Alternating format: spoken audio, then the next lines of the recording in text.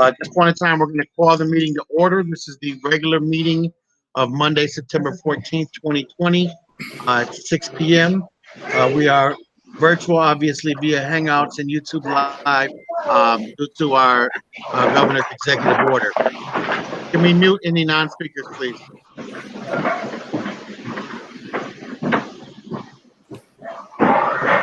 Mr. Cooper. Thank you, sir. Can we have a roll call, please, Ms. Wester? Piles, Present. Kennard,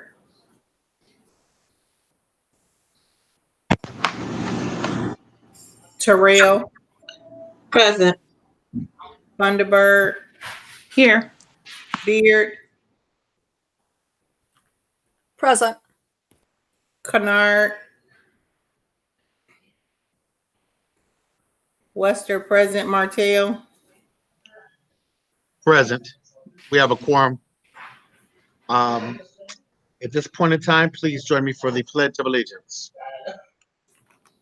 I pledge allegiance to the flag of the United States of America and to the republic for which it stands, one nation, under God, indivisible, with liberty and justice for all. Thank you. At this point in time, we are going to acceptance of the meeting agenda. I move that the Board of Education accept the meeting agenda as amended. Is there support? support.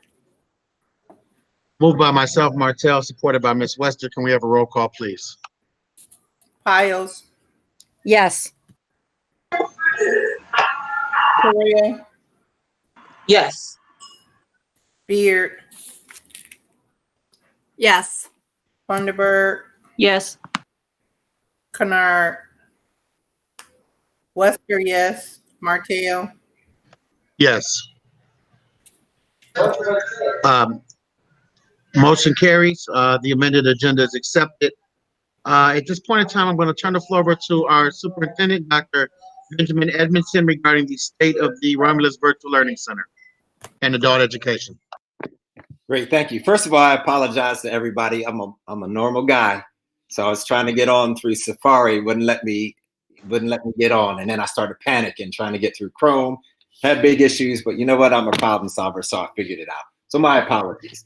So moving on, one of my many roles is to be the chief marketer for the district and to come up with some new ideas that are going to spark excitement in our district.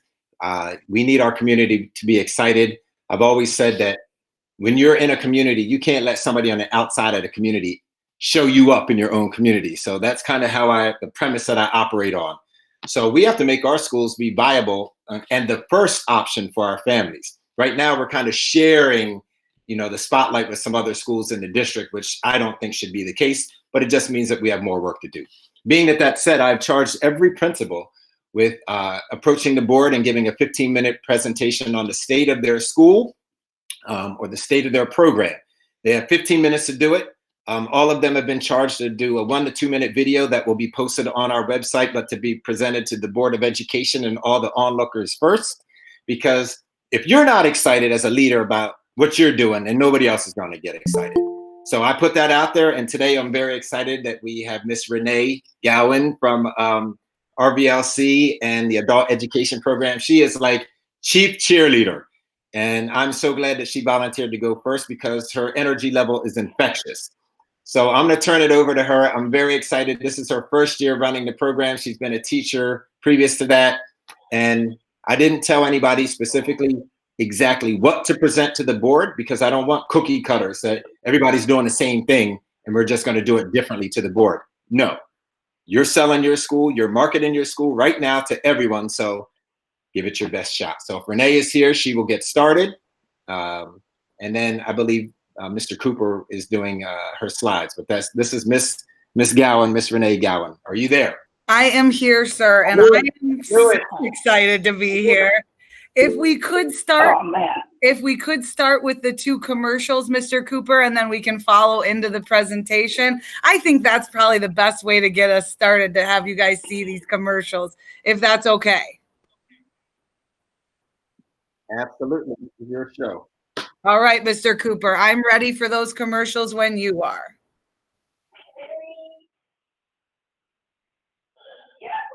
Thank you, sir.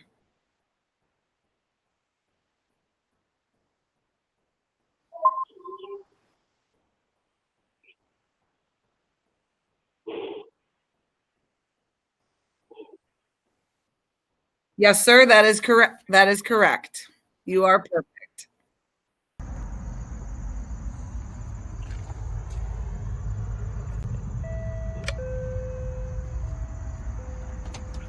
Hi there, are you here for RVLC?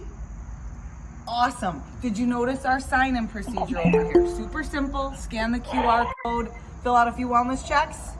Well, come on in then. We are so happy to have you. Are you at all familiar with our program? No, that's okay. Let me tell you a couple things about us. Fully virtual. Been fully virtual for a few years now. So when the pandemic happened, there wasn't a switch for us to make. We were already right there. Our students have been assigned Chromebooks, given a full set of virtual classes, and we have these awesome teachers that get to work with them. The big difference between the middle school and high school and RVLC is that our students don't check in with their teacher hour by hour. They don't have multiple teachers that they work with throughout the day. They're gonna have one teacher that's gonna check in with them. Our students are self-paced, and we use this great program called Edgenuity. The students' classes are through that program, Edgenuity, and it's available to them 24 hours a day, 7 days a week, 365 days a year. So if you're a night owl like me, then you can log into those classes and get some work done at night. We are gonna try to encourage you to log into your classes as often as you can because we wanna get you on pace to graduate. Hey, two of our teachers, Mr. Catanzarite and Mr. Barrett, are right over there. Should we interrupt them and go introduce ourselves? Yeah, probably right. But there's one other person I really want you to meet. Come on. This is Moira Clay, and Moira is our intake specialist, and no one does enrollment quite like Moira. I'm going to show you how to register. We have an online application. You can do it right here if you'd like, or at your house, whatever you prefer. Let's show you how to do it. You're going to go right here to the internet, and you're going to go to RomulusK12.org. So RomulusK12.org. Then you're going to click right here where it says schools. All the schools listed will come up. You're going to hit Romulus Virtual Learning Center. You're going to hit application. You're going to scroll down, and where it says RVLC, online application for new students. There you go. You're going to fill it out. There are a few pages at the very end. Don't forget to hit submit. Welcome to RVLC. Easy peasy? Then let's do it. Let's get that application complete.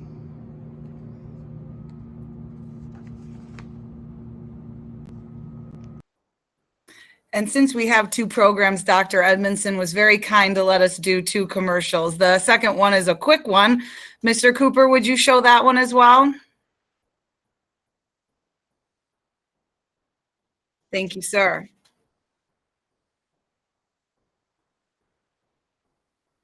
I should note that this commercial was debuted on Facebook and has gotten 876 views. Hi there, Renee Gowan, Romulus Adult Education. I have 60 seconds to tell you why Romulus Adult Education is the best adult education program in the whole state of Michigan. 1, we serve anybody ages 18 and over. Anybody. 2, we can get you either a GED or a high school diploma. 3, totally free, 100%. 4, best teachers in the business, even working on a Saturday. 5, we have multiple locations. Our main location is right here at Romulus High School. We're also at Wayne County Community College's Ted Scott campus. We have classes at Taylor Head Start building as well. Oh, we're here too at the Michigan Works Wayne Service Center. And our newest location is right here at Zaman International in Inkster, Michigan. We want you to join us. Give us a call, okay? Bye. I'm going to take the time to interrupt before she gets started, but I want to thank you and your staff, Renee. You were so accommodating, so willing to put yourself out there.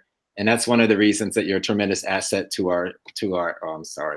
one of the reasons you're an asset to our school district. I just want to thank you for the hard work. You know, I put you through a lot when you showed it the first time, and I was like, that's average. But you've really come through, and I really appreciate it. Now, you know, on behalf of the board, I know we have a president who can say that, but on behalf of the board, we're very pleased and very proud of your efforts here. So thank you so much. Now, over to you on the board. Thank you so much. I do just want to add, we previewed that commercial on Saturday night. It's been shared 24 times. So I'm embarrassed and excited at the same time. That was fun to do. If I just may have a few minutes to share with you a few things about our programs, I want to start by thanking you, esteemed board members. I am so honored and possibly even more excited than I was in that commercial to be here presenting to you tonight. This is only my 7th week as the director, but this is my 12th year in the district in adult education. And I think this is the first time we've ever presented to the board, which only makes me more excited. But I would like to begin with our biggest struggle. And it's just that people are unaware that we exist, or they don't know all that we can offer. We don't just offer to middle and high school age students. We can offer classes to the community at large.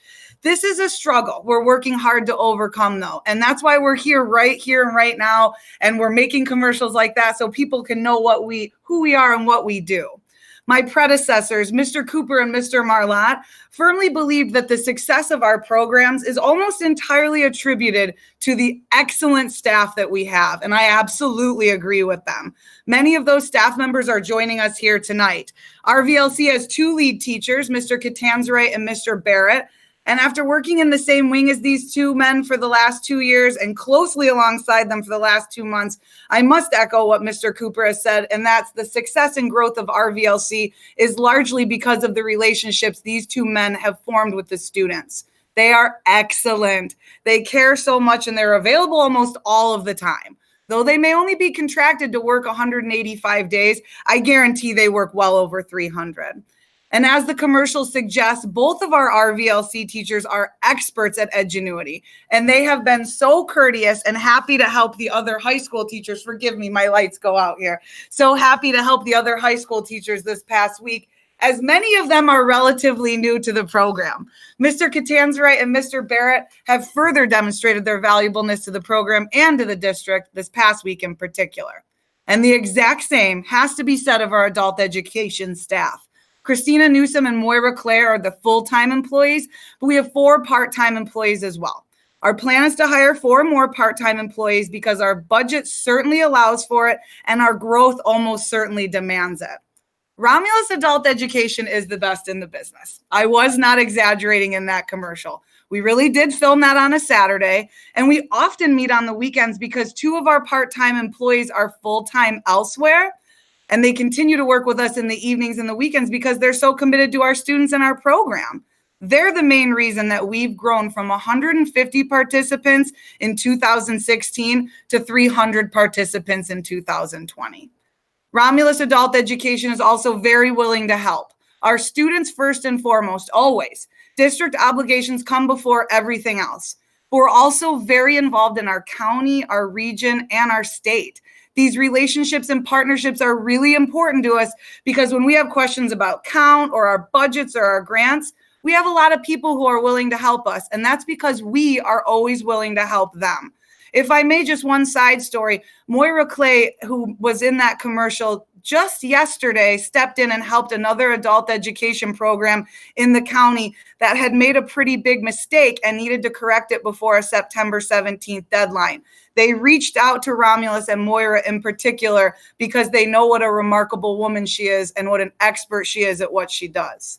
If I may just have a few minutes more to discuss the state of our locations, our finances, and our students.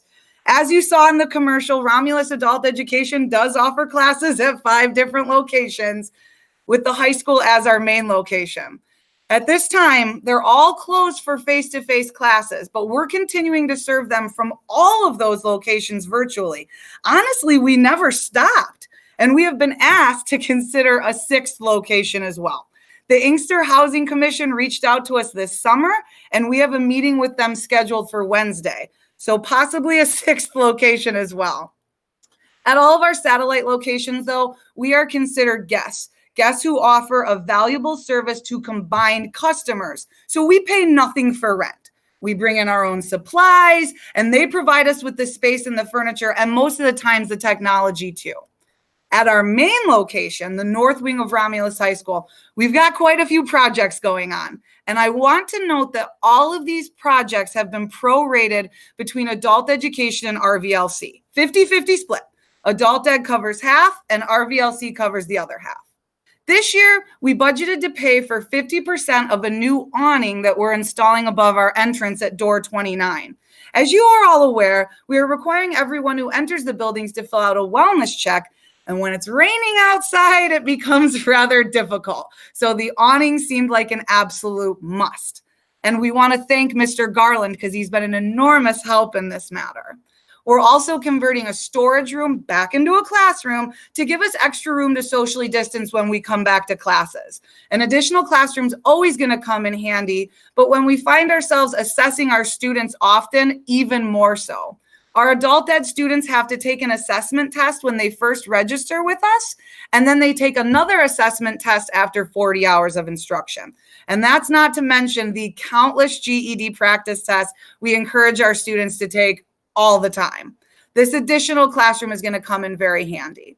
There's a few final improvements to our wing that we'd like to make before the students return. We're painting and carpeting the new classroom, and we're going to recarpet our hallway. But again, all of these costs are being shared 50-50 between adult education and RVLC. Adult education is also purchasing the remaining pieces of furniture that we need for our classroom remodel.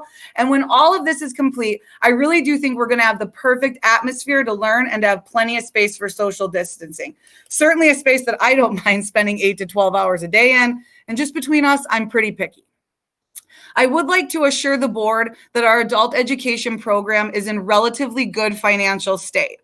There is so much worry and doubt surrounding finances in adult education, almost always, but we have already been assured that we will be receiving $95,000 in federal grant money. We will also be receiving 2 grants from the state, our Section 107 grant and a deferred grant. Our deferred amount is set in stone, and it is just over $53,000. And we are also told to plan for $297,000 in our Section 107 grant. But this may be subject to a cut. We'll find out for sure this week, I hope, because we have a virtual meeting scheduled with the state of Michigan. Right now, I'm going to put those amounts in the chat box, just in case we wanted specific amounts from our 3 different grants. So I just added that into the chat box. I would like to assure the board, though, even if we do experience a 25% cut to our Section 107 budget, we're still going to be okay. We're still going to be able to provide excellent service to our students and make all of the aforementioned site improvements. We've planned for both a hopeful and a realistic budget, one with a 25% cut and one without. We are going to be just fine and financially in adult education, thanks in large part to guidance from our fiscal agent and from the brilliant Angela Rudolph. After speaking with Ms. Rudolph this past week, we seem to have little concern to worry about RVLC's finances as well, as we continue to enroll more students and we continue to cut costs. I can only speak of our administration costs for now, but I can report that these costs are down, as 75% of my salary is covered by our adult education grants. We prorate my salary as well, and because adult education served approximately 300 students to RVLC's 100 students, my salary was split accordingly. I would like to assure the board that 3/4 of my salary and benefits are covered by adult education state and federal grants, leaving only 25% to be covered by the district, which is less than what RVLC spent in administrative costs last year. I feel really good about that. I think that combining these 2 programs was a really good financial decision. A wise decision overall, to be honest, because there are so many commonalities between our students. We share more than just a location and a graduation ceremony. We both rely on Edgenuity to offer high school completion classes. Our adult ed staff members are also experts at Edgenuity. We've also had a number of RVLC students transition into our GED prep classes, and we have so many success stories. We love our success stories. And if you like our Facebook page, you are going to see some of the most heartwarming and inspiring stories out there. Our students are spectacular. As many of the esteemed board members well know, having visited our wing, our Facebook pages, and our graduation ceremonies, we continue to grow each year, graduating more and more students, even in a global pandemic. When a student calls expressing an interest in our program or a parent fills out an application online, we try our very best to get them enrolled and scheduled for an orientation that very same week, because customer service is extremely important to us. And most of our customers are extremely happy, which is why word of mouth has always been our greatest marketing tool. I clearly do not have a solid future in commercial making, as you just saw, so I suppose it's a very good thing that we have happy customers. In closing, I would like to sincerely thank the Romulus School Board for the opportunity to speak here tonight about these two programs that are so near and dear to my heart, programs that are so near and dear to so many hearts. And if there are any questions or concerns, I would be happy to address them. Thank you so much for your time. Thank you, Ms. Cowan. Thank you, President Martell. And I will join the board in a quick applause. If I may, board, let me begin by saying, Ms. Gowan, that I appreciate your thoroughness, your thorough presentation, and you answered most of my questions. As a young man that dropped out of high school at age 15 and took the GED prep class at Mount Pleasant back then, in 1996, I firmly support our adult education program. So again, thank you so much. One question I did have was, are there any age restrictions for the adult education program? 18 and up. As long as you are over the age of 18, President Martell, you are welcome. I should know we had a 96-year-old woman apply this summer. So when people say I'm too old, I say, are you over 96? So there's absolutely no age restriction whatsoever. Thank you so much. I'm going to open it up to the board for any additional questions at this time. Thank you, Mr. President. Thank you. Mr. Yes, President. Ms. Gowan, so I wanted to ask if you could elaborate just a little bit between our partnership with the adult ed program and WC3. Yes, ma'am. So it was, I would believe it's been about 6 years, maybe 7. They've given us, we have 2 classrooms there. So Monday through Thursday from 9 to 3 a.m., we offer classes right there in their building. Christina Newsom is on the call right now, and she has been the lead teacher there. I believe it's been about 6 years, and it might be 7. So Monday through Thursday, 9 to 3, students can go to that location, because some of our students are on the west side, so to come to Romulus High School it could be a little far. So we like to have locations all over. But the other thing we have done is that we've offered our graduation ceremony at the community college before, which works so well because you literally can walk right off the graduation stage, right into the enrollment office, and they're sitting right there waiting for you. And I have to say, they treat all of their clients the same, but I think our students get a little bit of a edge at Wayne County Community College. And it was President Dotson and Vice President Taylor. I believe the presidency has recently switched, but we have a very, very good relationship with them. And it's been the scene of many beautiful graduations, as I think you've been to quite a few of ours before. So really great partnership. Thank you very much. Thank you. Is there any additional from the board at this time? Mr. President, Yes, Ms. Piles. Miles.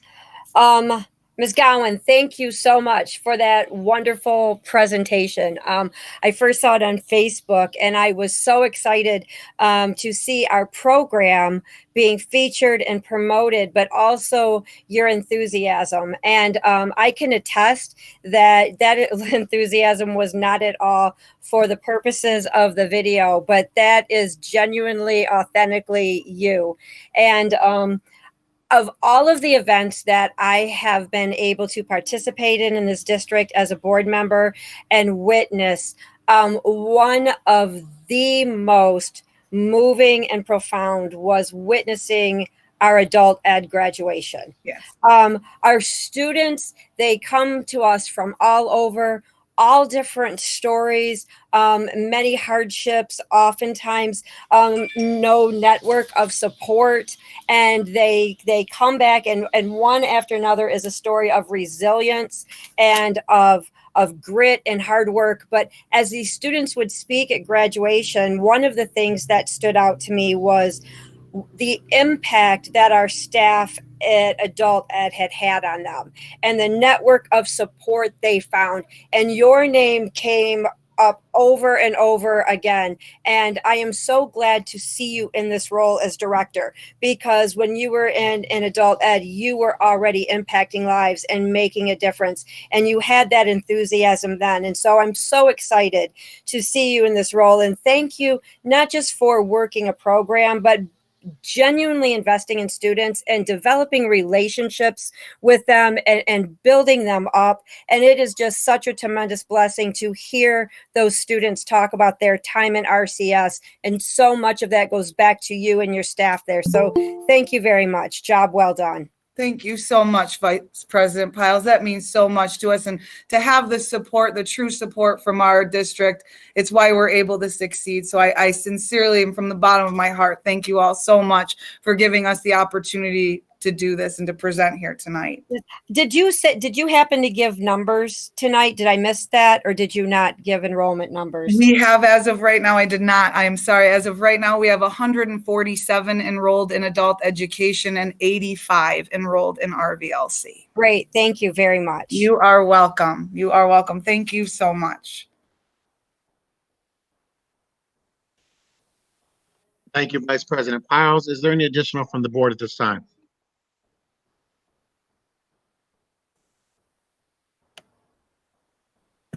Mr. President, I just want to congratulate Renee. Great presentation. Loved your commercial. And fortunately, Debbie has said everything that I was going to say. So ditto to what Debbie said to you and your staff. And the graduations for Adult Ed are one of my highlights every year. So good job. Keep up the good work. Thank you so, so much. That means the world. Thank you. Thank you, Ms. Beard. Is there any additional from the board at this time? Again, I'd just like to thank Ms. Gowan. This is Dr. Edmondson. You set the tone. I mean, tomorrow in our meeting, it's going to be a lot of energy and electricity because now you put your colleagues on. You got them. You set the standard, so it can only get better from here, but they have a lot of work to do. So again, thank you for your preparation. I knew last week that you put a lot of time into this. And again, I apologize when my enthusiasm didn't match yours on your first video. I knew that you would come back and do even better. So thank you so much. I love the challenge. Thank you, Dr. Edmondson. Thank you so much for your support. Oh, absolutely. Thank you, Doctor. Again, thank you, Ms. Cowan, and to the entire staff at the RVLC and Adult Education. At this point in time, we're going to move into the consent agenda. All matters listed under the consent agenda are considered to be routine in nature by the Board of Education and will be acted upon by one motion. There will be no separate discussion on these items. If any member of the board or any citizen requests discussion of an item, that item will be removed from the consent agenda and will become the first item of business under the report of the superintendent portion of the agenda. Item A is to approve the minutes of the Board of Education of the regular meeting of August 24th, 2020.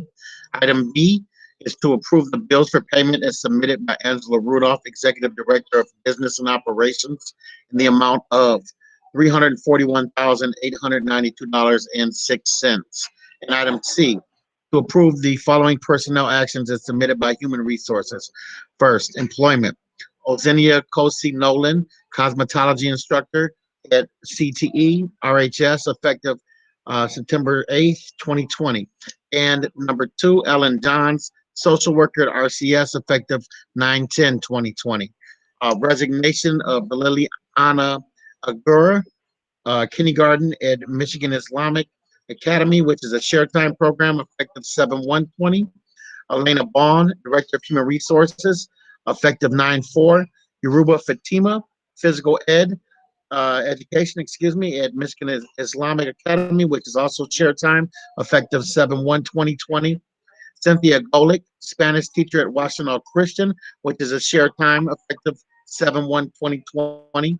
Madison Hillerman, physical education at Wick Elementary, effective 9/3/2020. Susan Kendall, physical education at St. Fabian Catholic, which was share time, effective 7/1/2020. Sarah Leinecke, mathematics at RHS, effective 8/25/2020. Abigail Pulowski, kindergarten teacher at St. Valentine, which was a share time as well, effective 7/1/2020. And Lindsay Sokana, language arts at St. Fabian, which was a share time as well, 7/1/2020. In addition, non-retentions as listed: Albert Brinston, CTE, health occupation instructor at RHS, effective 8/3/2020. Kristen Daxon, third person at RECC, effective 8/31/2020. And Kyra Thomas, third person at RECC, effective 8/24. Last, leaves of absence. First, Rachel Cabrera, kindergarten at Romulus Elementary, effective 9/8 to 10/4/2020. Sarah Daniels, second grade teacher at Wick Elementary, effective 9/8 to 11/30/2020.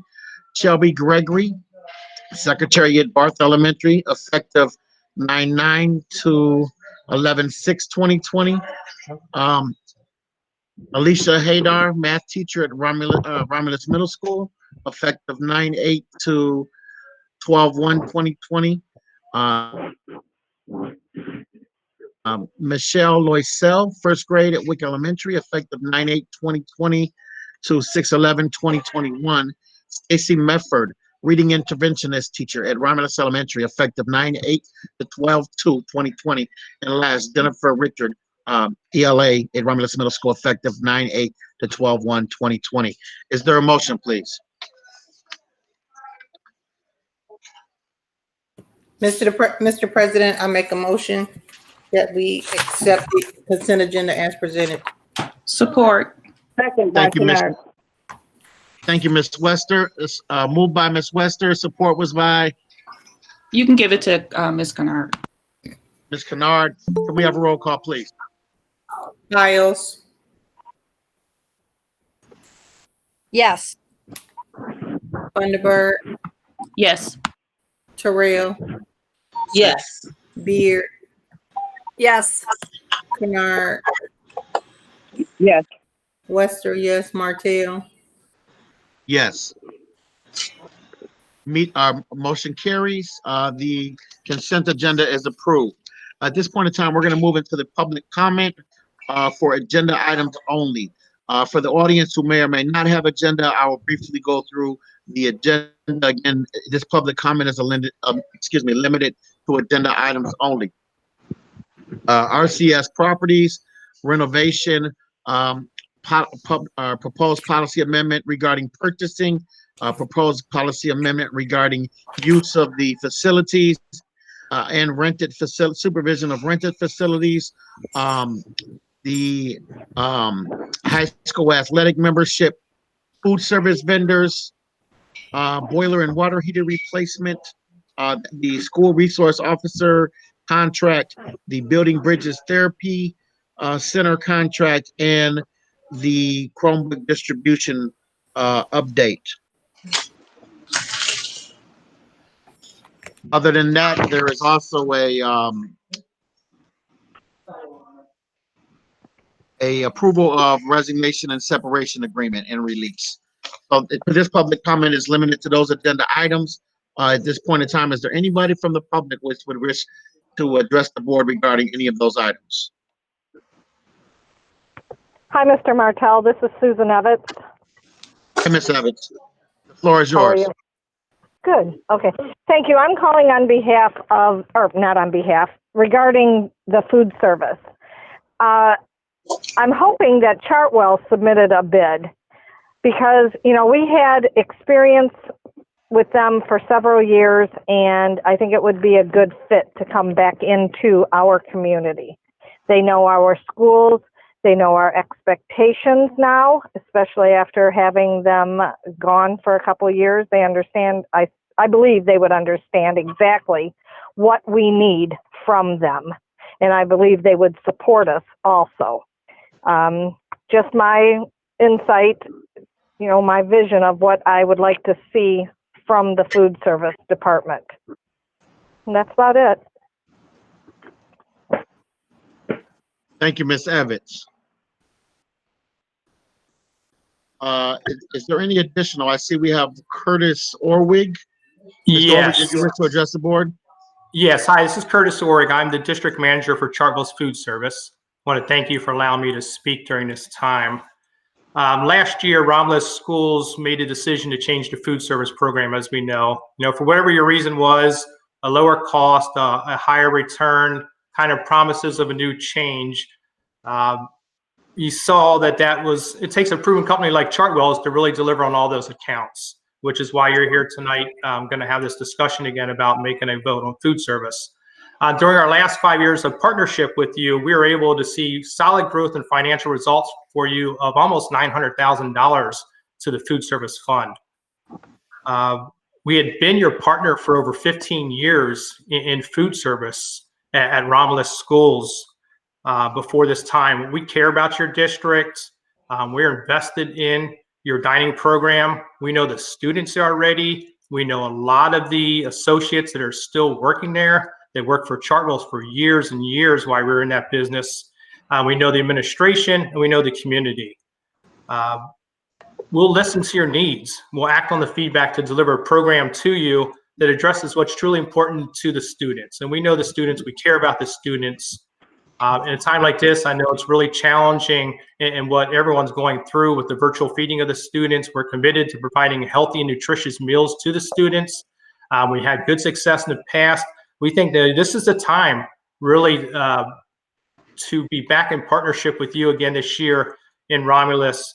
Your voice is heard. We'll employ food focus groups, surveys, scorecards, meetings with the school board, councils, committees. We're ready to come back to work with you and be your food service partner again this year. So I thank you for your time, board. And everyone else, I appreciate you listening. Thank you. Thank you, Mr. Orwig. Is there any additional from the audience as far as participation at this time, limited to agenda items only?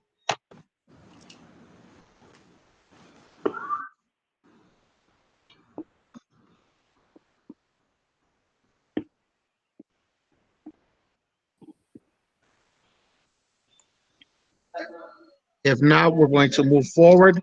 At this point in time, I'm going to turn the floor over to our superintendent, Dr. Benjamin Edmondson.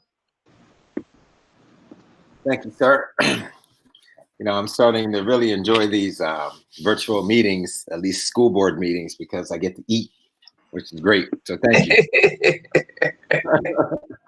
Now I'll be able to show you what I look like too, and just it was that kind of day right now.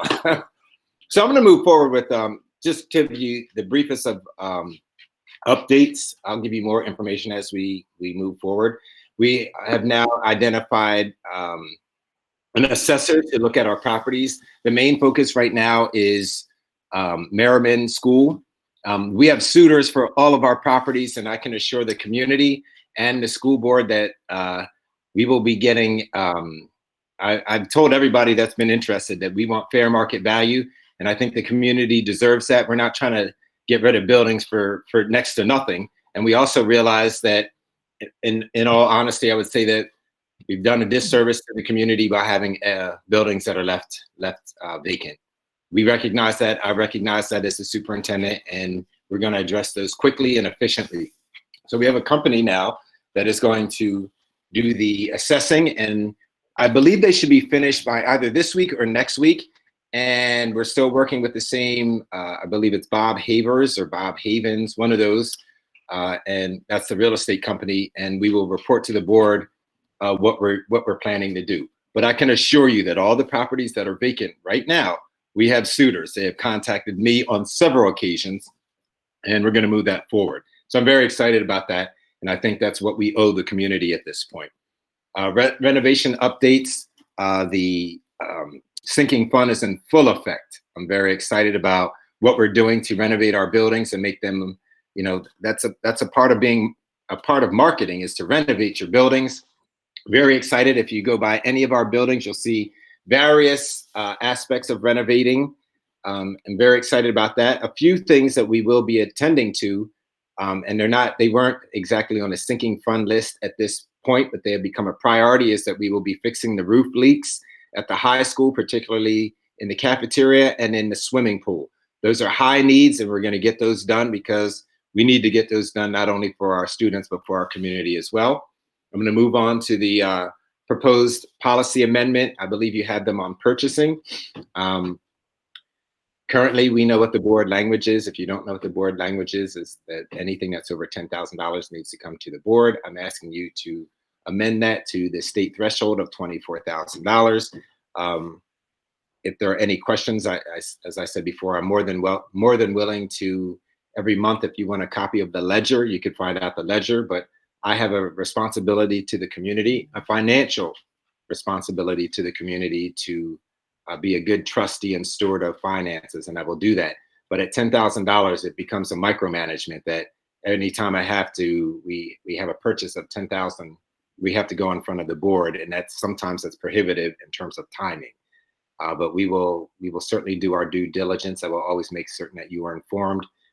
We can certainly have a conversation about going to bid for items that are over a certain price. I have no problems with that. The bottom line is just that, you know, to do this job efficiently and effectively, I can't run into the board waiting every 2 weeks to make decisions. So I'm going to ask you to please consider that action item as an amendment. Next one, we have proposed guidelines on use of school district facilities. Currently, the board language says that anyone wanting to rent the school building has to go in front of the board. That, you know, our board meetings are about business, and you don't need to be inundated with requests. We have Mr. Garland, who's in charge of that, in charge of maintenance. He's the manager of maintenance. He also now has an administrative assistant in Ms. Kadri. So we want to handle that internally. We would let you know, certainly, what buildings are being utilized, but there's an insurance coverage that goes with that. We need to handle that internally. We'll certainly give you all the information, but we'll also let principals know who's renting their buildings. And sometimes, unfortunately, when people do damage to a building or they don't take care of it, we put them on a do not return list. But we would certainly let you know all that because you represent the community and you want to have all this information. But I respectfully ask that we come in front of you or that you amend the policy so that we can, and we've given you language on what that should look like. The community buildings are for our community, and I want you to know that, and I want the community to know that. They are for you. However, number one priority are students and schools. So when there's school, it's hard to rent a facility because students have the first dibs, for lack of a better term. When students are not in session, then you will have an opportunity to use some of the facilities that are free, like a track. But if you want to utilize a room and things, there's a charge for that. And then we also have to make certain that we do not incur any cost with custodians opening up the doors or paying overtime. We pass that on to anyone that wants to use that. And the last thing for me is the resolution of the MHSAA. We want to make sure that we are a member in good standing, and we are. In order to participate in sports, you really want to be part of the Michigan High School Athletic Association, and we're just renewing our membership so that our kids can participate. And if there are any questions about MHSAA and where we are, I can certainly answer that at a different time. Anybody can email me or call me. I'll be able to give you that information so I don't take up all this time.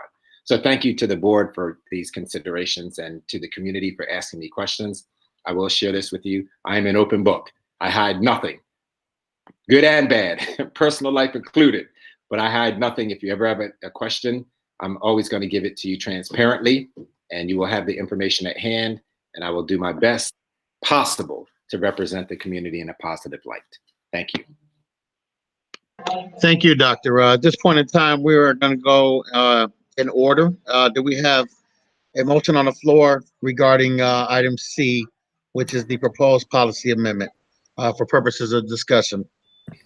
Mr. President. Mr. President.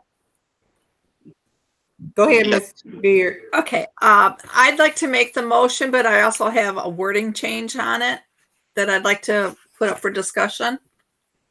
I'll make the motion that the Board of Education adopt the language change in policy 5003 purchasing as follows.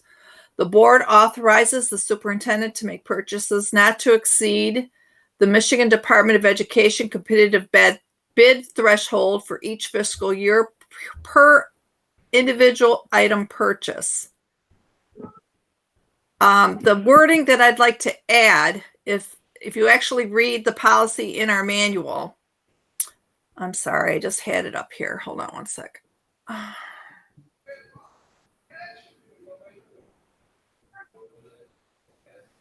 Shoot. You should get a support on that first. Well, I want to put my language in there. Okay. So the wording would remain the same that's in the current policy until you get to the last sentence where it says the board authorizes the superintendent to make purchases not to exceed the dollar amount per individual item purchased. In place, I would put, it is the policy of the board that the superintendent adhere to the following: to seek informal price quotations on purchases that are $10,000 or less. When the purchase of and contract for single items of supplies, materials, or equipment is in excess of $10,000, but less than the amount allowed by the state statute, the superintendent shall, whenever possible, require 3 competitive price quotations. And then that price quotations could then be part of the packet, of course, when something goes in for payment, then those 3 price quotations would be there. And that's my motion.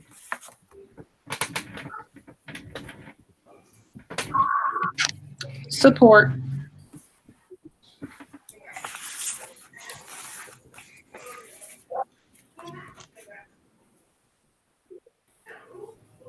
Forgive me, my internet's going in and out. I did hear Ms. Beard's motion, and I did hear the word support. From Who supported that, Funderburg. please? Funderburg. So I just Please go ahead. a couple of comments. So I guess for me, we've always had it at 10,000.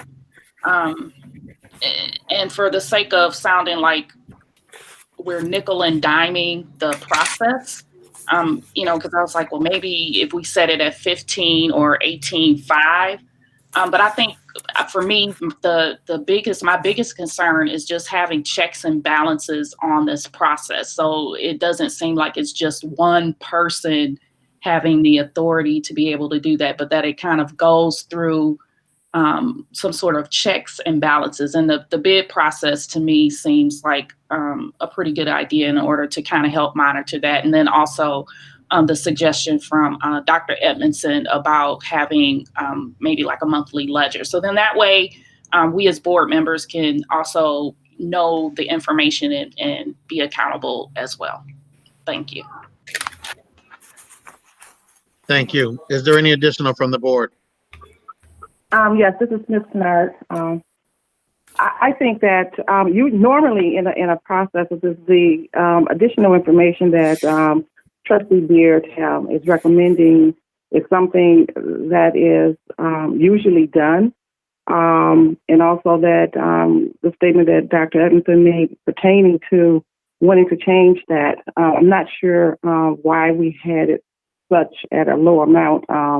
And I'm not sure how long this event, but maybe some of the veteran board members could enlighten me on that, but it's not important. But the thing of it is that I do believe that when you're making these types of purchases, internal controls, practice and a policy should be in place. And I believe that we will be getting that type of information with more ledgers and information. And if we are provided with that information on a monthly basis, usually in an accounting process and practice, those types of information are submitted, and those are supporting that type of information. So I'm saying that I support the amendment to that recommendation. Thank you.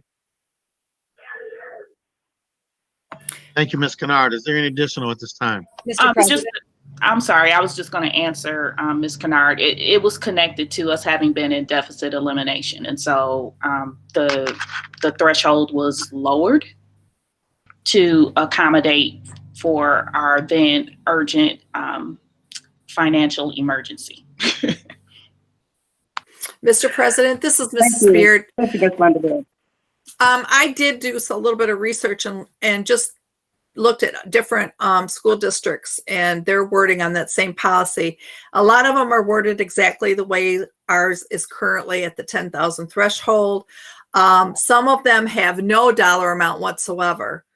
And then and then several of them, and they were within our local area, have the wording about the price, having the price quotations, that three price quotes must be given when making those large purchases. So that's why I thought it would just be a way of course, we're not going to see these because they're not going to come across the board table, but if something ever had to be looked at, those price quotes are going to be there with the documentation. So that was kind of where I had gotten my information from. And this is Kennard, and that is good internal service, internal audit practices. And so that is what is allowed in GAAP standards when we're looking at supporting information and documents. So that is correct. Thank you, Ms. Beard. Mr. President. Yes, Ms. Piles. So I very much appreciate Ms. Beard's amendment. I think it puts safeguards in place. My remaining concerns are that the wording of this, it raises the limit, but it's per item, so that it's not like per purchase necessarily. We could have multiple items purchased, and it's this limit now is per item. My concern is that when we set something in place now and we're looking at the people we have now, and something can seem like a good idea, and we trust the people in place, but we need to keep in mind that when we set a policy, it goes forward and people change. So I just want us to be very careful in raising this amount. I know in the almost 4 years that I have served on this board, I cannot recall times where business stopped or we had to have special meetings or there was a purchase that was prohibited because it was over 10,000. The board needed to assemble. So I just want us to be prudent in considering all the facts and remember that when we change a policy, we don't just change it for now in this time, but it becomes how we do things here at Romulus Community Schools. Thank you, Ms. Piles. Is there any additional from the board regarding this issue?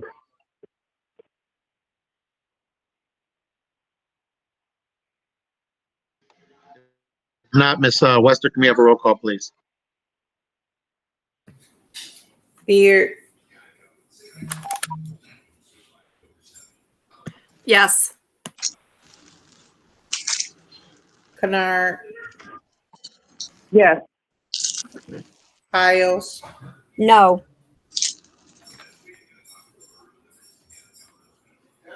Terrell, Yes. Thunderbird, Yes. Wester, yes, Martell, Yes. Motion carries 6-1. We're going to move forward into the next action item regarding use of facilities. Is there a motion on the floor from the topic sheet, please? Mr. President, I move that the Board of Education adopt a language change in policy number 7002. One being that the use of facilities will require the request to be presented to the manager of maintenance and custodial operations for authorization. Number two, individuals, groups, or organizations seeking to utilize school district facilities will be required to present a detailed plan of its requested use to the manager and make concession. Okay. Who was that? Support. Kennard? Kennard. Yes. Thank you. And I'm going to open the floor up for discussion regarding this issue, if there is any.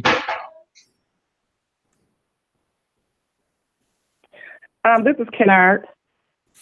Yes, Ms. I just Kennard, wanted to All right. Thank you, Mr. President. I just wanted to, give a little bit of information in the background in terms of why that policy was changed. Last year, it was brought before the board, and we voted to have that policy changed from the previous.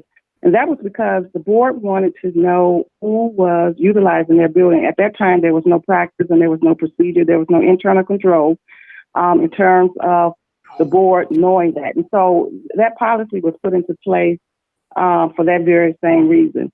Now that we are in a place where we're looking at our practices and policies, and this is being brought before us again, where we can make some adjustments to it, and looking at the policy and saying that there's going to be a developed internal control practice where the information is going to be provided to the board in a way on a regular basis. And when I read this information in our brief, hold on for a second. When I read this information, I think that there's a way that information can be brought to our attention on a regular basis, and that's the information that we're provided on a weekly basis. And so that information would help us in terms of what we didn't have before into something that we could have now. And so that's what I wanted to bring up to speed, up to date, and to why we initially made that decision as a board to have that information brought before the board for approval. Thank you. Thank you, Ms. Kennard. Is there any additional? Mr. President? Yes, Ms. Piles. I would just like to thank Dr. Edmondson. When he came in, he had a whole lot of top priority urgent matters to handle. And I want to thank him for being diligent and noticing that our current policy with building usage wasn't as efficient and effective as it could be, and for bringing this recommendation to us.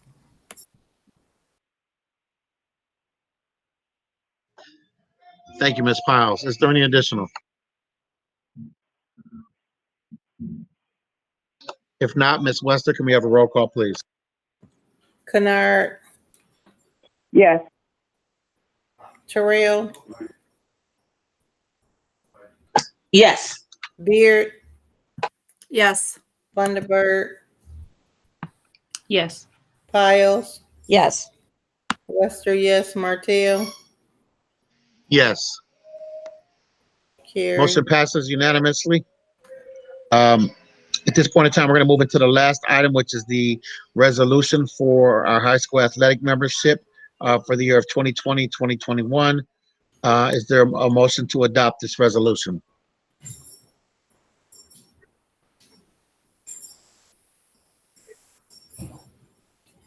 Mr. President, I move that the Board of Education adopt a resolution for membership in the Michigan High School Athletic Association effective August 1st, 2020 through July 31st, 2021. Support. Moved by Ms. Wester, supported by Terrell. Kennard. Ms. Terrell. If there's no discussion on this, I believe Ms. Terrell, yes. If there's no discussion, Ms. Terrell, did you want to make a comment regarding this, or you were referring to? No. Okay. Sorry for the confusion. Mr. President, Yes, ma'am. actually, if we could just add the budget implication, because I do believe that there is a fee for this membership. If we could add that onto the motion sheet, the topic sheet, please. So noted. Are you requesting? Oh, go ahead, sir. Yes, sir. Yes. Well, the fee is $1,700, and it's to participate in the Western Athletic Association. I think that's what that is. Thank you. It's $1,700 to participate, to have your school district participate. Thank you, Doctor. If there's no additional at this time, then we will go right into the roll call. Piles, Yes. Terrell, Yes. Beard, Yes. Thunderbird, Yes. Kennard, Yes. Wester, yes, Martell, Yes. Resolution is adopted. At this point in time, I'm going to turn the floor over to Ms. Angela Rudolph, who is our Executive Director of Business and Operations. Before we get to that, Mr. President, I would like to tell you that I do notice that you are having internet problems, and the district does offer hotspots. And we also have a Chromebook if you might be in need of that, so that we can take care of you and you don't have the, the problems that you shared with us. Just want you to know that. We're looking out for you. Thank you, sir, for that shameless plug. At this point in time, again, I'm going to turn it over to Ms. Rudolph. The first item that I'm asking you all to vote for is the recommendation from a committee that evaluated the food service bid, and that recommendation is to award the food service bid for the 2021 school year to SFE, which stands for Southwest Food Service Excellence.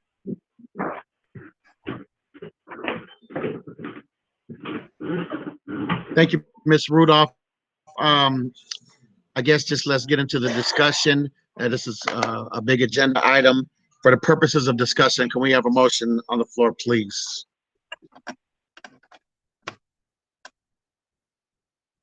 Mr. President, I make a motion that the board approve the recommendation for SFE Food Service to be our new food service provider.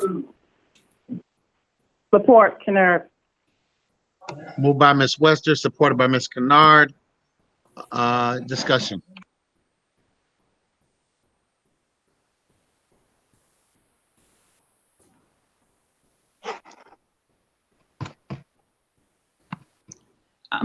Mr. President. Yes, ma'am. Ms. Rudolph, if you could please just kind of give just a bit of an overview for our listeners, please, on why we're here today.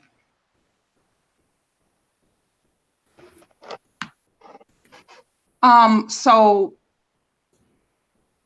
the board voted in the spring not to renew our food service company, Sodexo. So it was placed out for bid.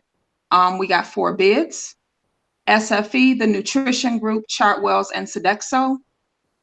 A committee reviewed those bids and pretty much based the decision on the biggest factor being food quality.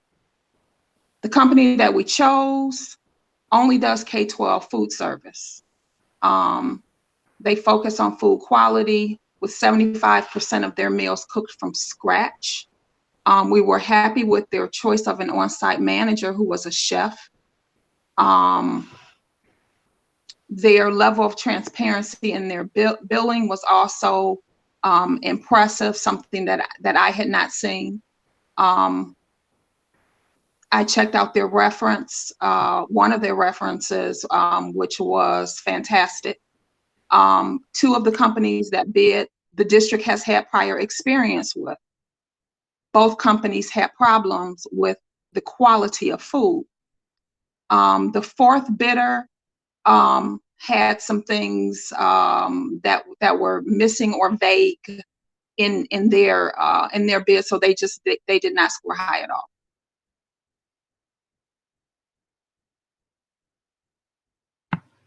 Thank you.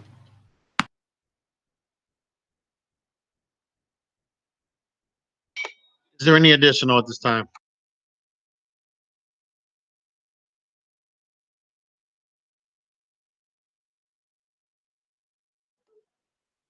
Ms. Rudolph, if I may, I've seen that the recommendation listed that the recommended vendor does also service a few districts within our area, am I correct? They serve 9 districts in Michigan. Are we at liberty to share which districts? Specifically in our area, they serve Pontiac, Mount Clemens, and Hamtramck. Those were the ones listed in terms of their bid.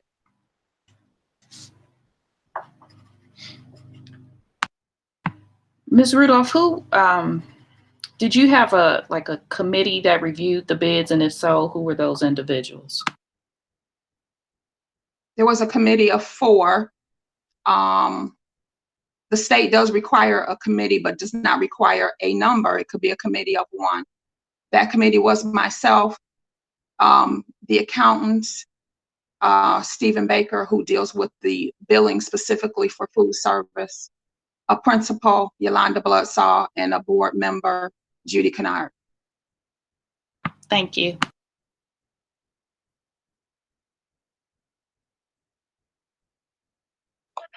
Is there any additional from the board?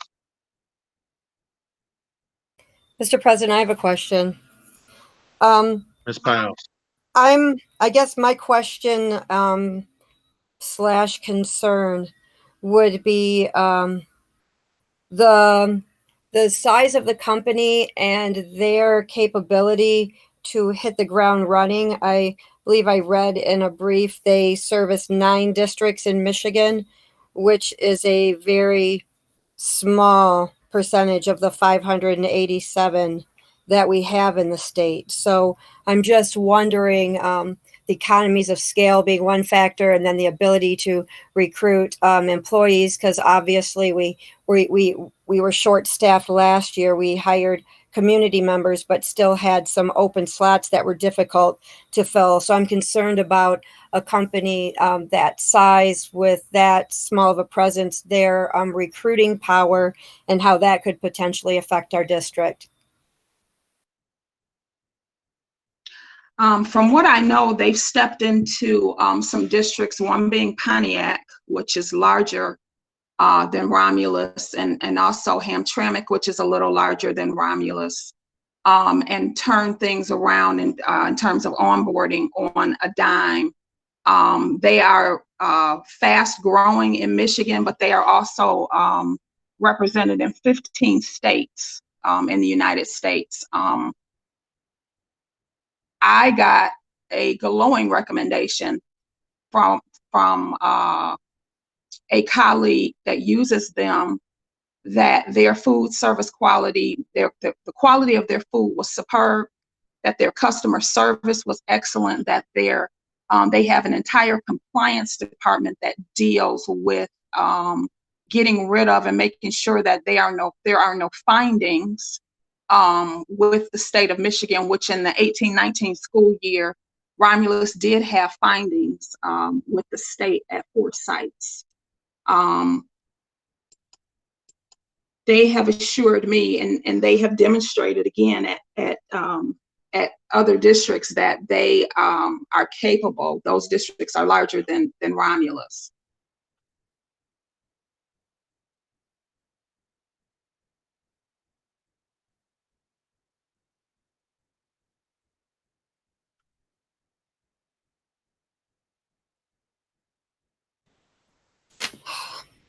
When would the company that we award the bid to start? They will start as soon as possible. Your approval is also pending the state of Michigan approval. And they have to come in, they have to onboard, any company would have to come in and onboard staff and get them ready.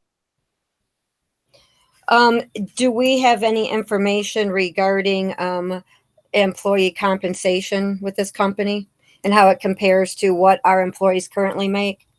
We do not. And we don't have information on what our employees currently make, because they're not our employees and we're not privy to that specific information. I do know just from feedback that their compensation was increased in the 1920 school year. Okay. Yeah, the reason I ask is I know last year when we awarded the bid to a new company, one of the things that they stated was that they would match the rate of pay of the former company. And so we know that those two companies from that act pay comparable. So I'm just wondering where this company would come again, because of their size relative to other food service providers. I don't know if that would impact what they're able to pay employees. I'm hesitant. I know they're not our employees, but I'm hesitant to I'm concerned about how the financial impact hits the food service employees. Even though they're not RCS employees, they're definitely RCS family. That they are. Unfortunately, when a service is outsourced, that takes legally some decisions and right out of our hands, because we are not the direct employer and we cannot legally act as the direct employer.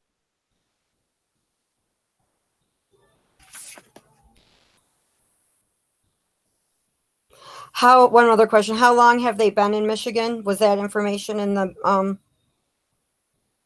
bid?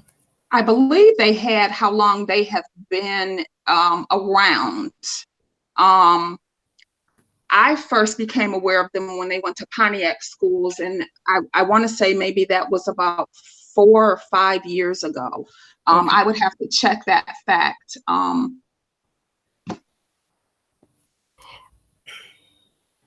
If I may interject, yeah, Ms. Piles, briefly, if the board's not opposed, I believe we have somebody present from Chris Vincent who commented on or from SFE who commented on the chat. And we heard from Mr. Orwick from Chartwells. I'm not opposed. If the board's not opposed, I'd like to hear somebody from SFE as well. Thank you. Yes, thank you, board, and good evening. We partnered with Pontiac School District back in 2017, and we have grown to 9 districts here in the state of Michigan. Pontiac was our first district partner here in the state. Last year, we added 7 new district partners across the state, and our specialized focus is that K through 12 child nutrition. We do specialize in fresh from scratch cooking, and we are a culinary company. Our CEO is a chef, and we bring those fresh from scratch recipes straight into the district. Our newest district partner here in the state of Michigan is Hamtramck Community Schools. And through the pandemic, they were looking for something to really re-energize that program and offer a more better meal qualities for their students. Our largest district partner here in the state of Michigan is Dearborn Public Schools, and we have over 165 district partners across the country. And I'm more than welcome to ask. I do have some of my team on the call, so we are more than welcome to answer any questions as well for the board.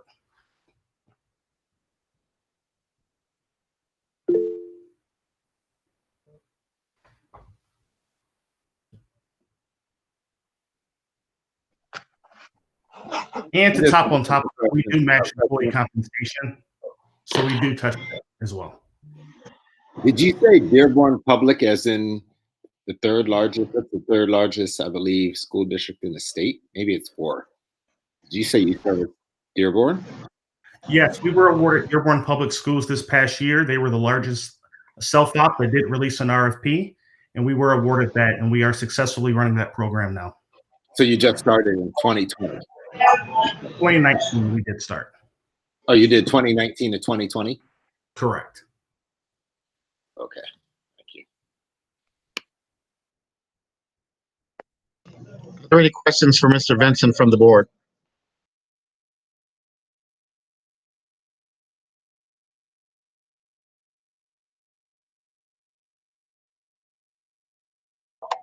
Are there any questions for Ms. Rudolph from the board? I have one question, Mr. Martell. The other companies in past bids have mentioned different community outreach things that they did. What type of community outreach things are they offering, or are they going to be offering anything? Yes, thank you. What we do is we believe that we have to partner with the community. So our first effort is to really do any community back to school rallies, farmers markets. We get really involved in the community. We serve on any committees that the district has in place. If not, we assist in setting up one if capable. We do have roving chef programs where we involve the students in creating meals. So we're all about that partnership and in many of our other districts, I know Pontiac was mentioned several times. In Pontiac, we do a back to school rally every year. We service the football teams and the athletic programs. So it's all about making sure that the parents and the community members trust your food service provider. Mr. President, I have a question. I mean, not a question, but I just wanted to ask Mr. Vincent. And I was served on that committee. This is Ms. Kennard. One of the things that grabbed my attention was the area where your organization had a program that utilized our students in engagement with the food service. Would you like to elaborate a little bit on that and how that worked? Yes, we actually create a meal where the students can actually be involved in creating that meal from scratch. So they get to see the ingredients. They get to have that ingredient list, and they get to create that meal with us. Our chefs come in, and we have, we proposed a chef general manager here to really bring that culinary expertise to this district, just like many of our other districts. That's exactly what we're trying to do here, is just create more of that culinary based. And actually, if I could have one of my operators step in and just share a little bit more specifics about what we're doing at some of our other partners. Thank you. Josh, could you step in, please? Yeah, absolutely. Good afternoon, board, community members. My name is Josh Bain. I'm SFE's Director of Area Operations for Michigan, so I oversee all of our business in the state. And like Chris said, a huge part of what we do as an organization is that partnership approach, and that partnership extends, from the students to community members, really all the district stakeholders. Something that has been key to our success, really nationwide, and key to our growth, has been the fact that we give students a resounding voice in the food service program. So right from the bat, when we get into the district, we will immediately start, even while we're virtual, we'll start polling students, putting out surveys. For instance, tomorrow in Dearborn, we're actually pushing out surveys to the community to get input on what's going into meal boxes. When we do return to face-to-face, we do have student advisory committees. That's something that we urge all of our district partners to help us establish, so that we really, truly do have student-driven menus. Okay, thank you. And I have another inquiry. One of the other things was the problem solving was one of those items that was in your bid, where the turnaround time was significant, where I would like to know in the event that we have those types of things. And I think one of the key things that you don't normally see in a food service is where you have a chef as well as that chef holding the position of manager. And so that was kind of unique. And so one of my questions and concerns were about that particular area with the chef being on site, on board, or in the district, in the area. Who would be our chef and serving in that manager capacity?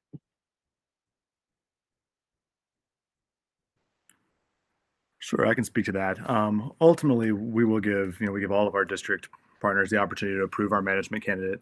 The manager that we're proposing has actually been with SFE. He helped us open up Dearborn. And right off the bat, we identified that he had a history of work experience in both operations and culinary.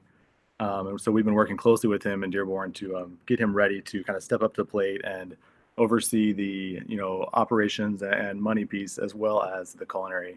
Our focus and kind of view as a company is that if we can get the food right, everything else is going to fall into place. And so that's kind of what our mentality was behind proposing a chef manager. Okay, thank you very much. Absolutely. I have another question, Mr. President.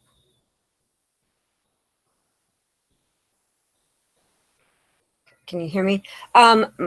During the pandemic, and we're 100% remote right now, how do you distribute food in districts that are doing remote learning? Is it a daily pickup? Is it packaged for multiple days at a time? Or does it vary among districts?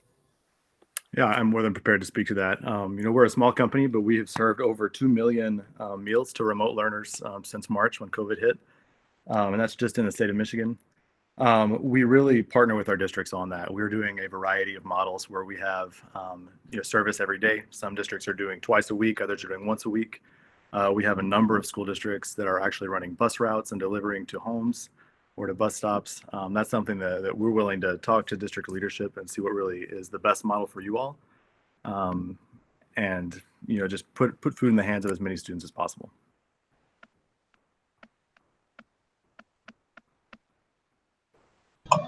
Another question, are there multiple offerings per meal, or is it one standard meal? Are breakfast warm or cold, or a combination of both? Yeah, that varies largely just depending on what the district's needs are during this time. You know, we're doing a combination of cold and hot. Some districts are having some choices where students can, you know, mobile order or pre-order. That's, you know, once again, we really tailor that to the district and just try to see what's going to fit the needs of the community the best. So we don't have a cookie cutter approach to menus. You know, even now during the pandemic, we're really writing our menus specific to each individual district. So typically, in-person learning, the traditional school, would the lunch and breakfast menu have choices for lunch? Or? Oh, I understand. Absolutely. A choice is kind of the cornerstone of our program. So typically for breakfast, we're going to have a featured option, which is normally hot, and then usually 4 cold options alongside it. You know, we always have some cereal available because that's a perennial favorite, but things like, you know, fresh fruit and yogurt parfaits, smoothies, things like that also. And then at lunch, we have a you know, minimum of 3 choices at the elementary, and then more choices going up through the grade levels from there.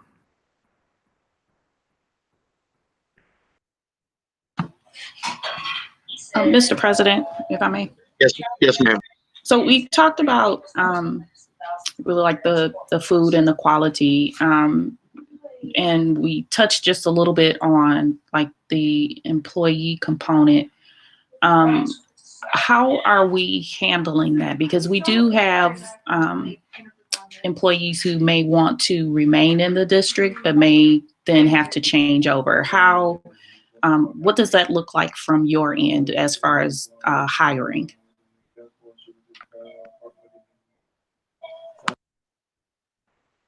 Yeah, so as far as staffing, we do have a position available for everyone who's currently working in the district's food service department. We do match their current or former compensation. So we start, as far as staffing, we start with the current staff. They know the district. We really rely on them and look to them as experts in Romulus. And then, you know, we give them the opportunity once we've onboarded them. If we have additional vacancies, then we advertise for positions. Okay, thank you. Mr. President, and I know that we are just talking about the bid right now of it being awarded and that a contract will be drafted up. Could we possibly request a presentation from SFE in the near future to kind of go into greater detail so that we don't spend too much time this evening kind of, you know, pulling this out, and then maybe that way they could have a bit more information for us. Well, if we vote that way. And a sample of food. I do apologize again for my internet difficulty. Could you please repeat that one more time? No, I was saying, would it be possible to have, if the board awards this bid, that we have the company that's being awarded, if they could do a presentation for us, that they could go into greater detail about the organization, food quality, hiring practices, some of the things that we can expect as we're kind of moving forward. Because I did have some other questions, but you know, it really kind of depends on who gets the bid. So. If I could add too, sorry, if I could add too, I just wanted to make it known that SFE, we do, with all of our district partners, we do cater board meetings. We do monthly or quarterly presentations to the board to give you a status update of the program, as well as with the business manager as well. So what we do is we try to make sure that communication is continuous, as well as with newsletters. And we do, like I said, we do cater, and we do like to cater as many special events as possible. Thank you. Thank you, Mr. Benson. Ms. Funderburg, is there any additional from the board at this time?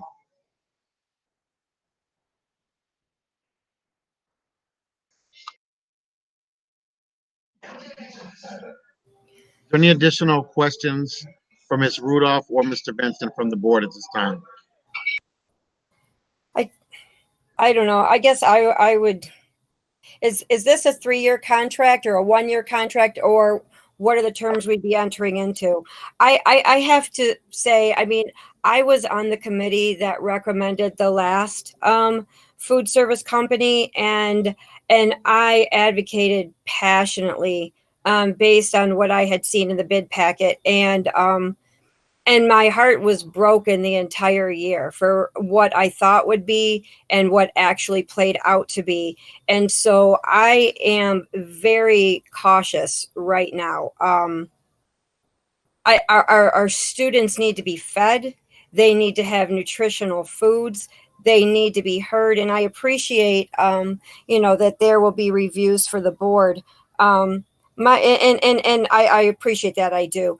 My position is I'm not important, and I don't want to be impressed. I want our students to be fed and fed well so that they're not hungry when they're learning. And that has been a major problem in this district for the past year. So, and I know that presentations to us, I expect would be exceptional. But again, my concern is our students and how do they feel about what they're receiving? And so, this is a decision and a vote that I'm not taking lightly, because I made a mistake a year ago when we did this.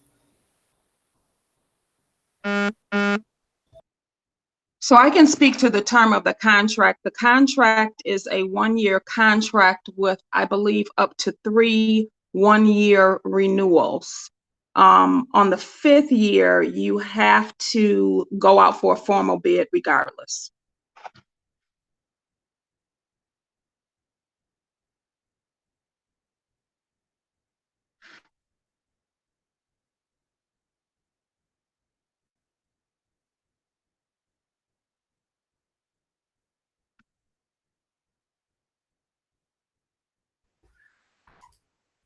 And I just wanted to point out too, I know Josh touched on it, but our entire menu is student driven.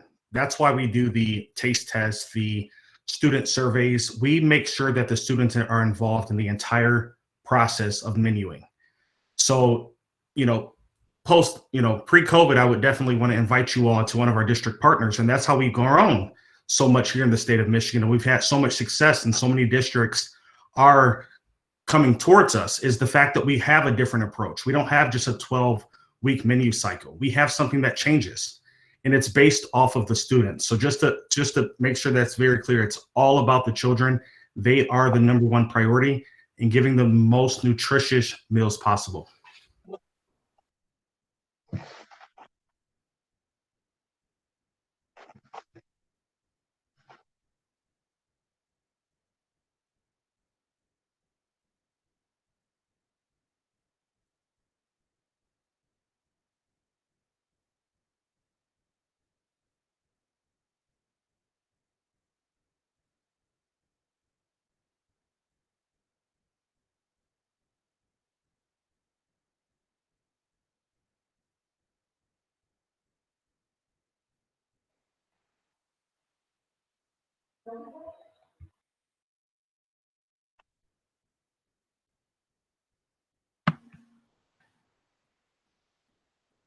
Mr. President, I ask that we call to question and go ahead and vote. I think seems like there's no other questions or concerns.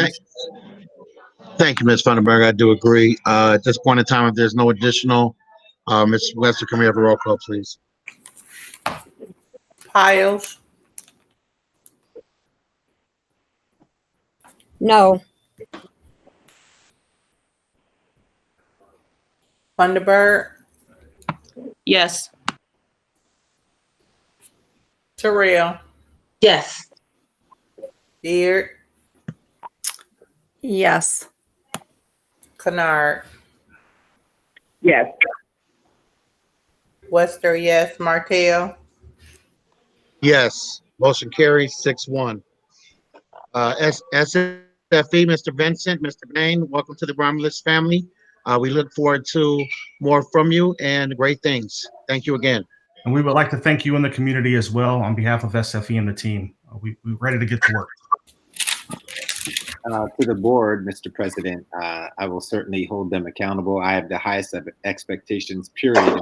We're not compromising. I don't expect anybody to compromise because they think that our community might be a little lesser, in quotes, end quotes, than other school districts, because I've seen that be the case with food service companies. Yes. So I can assure the community that's not going to happen. Okay, I will be on it. Certainly, that's why I asked. I was one of the ones that said I'd like a sample. So I want to see what they're putting out. I wish I don't think that's part of the RFP process, but I think it's very important to know that. I also want to, I want to know, like, the things. I need to know that this company is going to be there to make it right. So I will be on it. You can be assured, and the community can be assured. I'm not saying that it's a bad company. I don't know anything about it, but I certainly know Dearborn Schools, and I can make a phone call right now to ask their satisfaction level. But I will give them a chance, just like anybody else. Let's give them a chance, and they may have to work through some things too. So I'll give them a chance, but I'm very impatient when it comes to food service and not servicing our families in a fair manner. Right. So rest assured, you can go to sleep tonight knowing that I'm on it. Thank you, Dr. Edmondson. And you, from the time you began interviewing with us, have talked about an emphasis on customer service. And that hasn't just been something you've said, that has been what you have held everybody in this district to. So as we enter into this partnership with a new service company that we may not know a lot about, we know you and your commitment to our students and our families, and we are able to trust that you will continue to deliver on customer service. Thank you. And it is the board's responsibility to be the eyes and the ears of the community as well. So I can't hear everything, but I can certainly listen to the concerns that you may be hearing. And I will call families in the same manner that I called 2 of them today when they have a concern about anything Romulus Community Schools wise. I dropped the mic. I'm sorry. Thank you, Doctor. At this point in time, I'll turn it back over to Angela Rudolph for action item B regarding the boiler and water heater replacement. Thank you. This is part of our list of sinking fund projects that was set a couple of years ago and prioritized. These are items that are end of life that we need for the building to run. So kind of perfunctory, but something that we need your vote on. Thank you, Ms. Rudolph. I'm sure we've all had an opportunity to review. At this point in time, is there a motion from the board, please? Mr. President, I make the motion to be it resolved that the Board of Education accept the recommended vendor Tech Mechanical to replace the boiler and hot water heater at Romulus Middle School. Rationale is that as part of the current year's planned projects out of the sinking fund committee. Budget implications are $398,921 from the sinking fund. Second. Kennard. Moved by Ms. Beard, supported by Ms. Kennard. If there's no discussion, we can go right in the roll call. Funderburk, Yes. Beard, Yes. Piles, Yes. Kennard, Yes. Terrell, Yes. Wester, yes, Martell, Yes, motion carries. At this point, I'm going to turn it back over to Dr. Edmondson for report of the human resources.